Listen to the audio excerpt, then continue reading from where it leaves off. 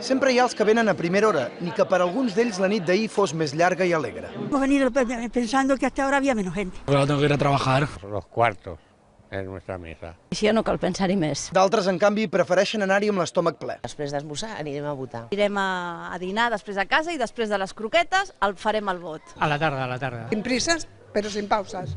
Per molts és la primera vegada. Me dicen, no voy nunca a votar no sé qué, y digo, mira, pues ahora ja he votat. De la meva filla fa 18 anys, ho ha fet als 18 anys, primera vegada que vota i anirà la família al complet. Aquest home volia votar, però Resulta que no està previst que es pugui votar si s'han demanat els papers per votar per correu. He dejado la hoja electoral y no la tengo, voy a buscarla a casa. hi ha hagut de tornar. Necessitava el segell pel seu cap. Aquí ha demanat permís per anar a votar.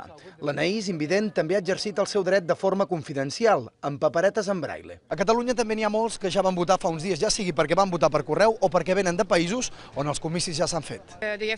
L'Anne holandesa explica que va votar al seu país el dimecres.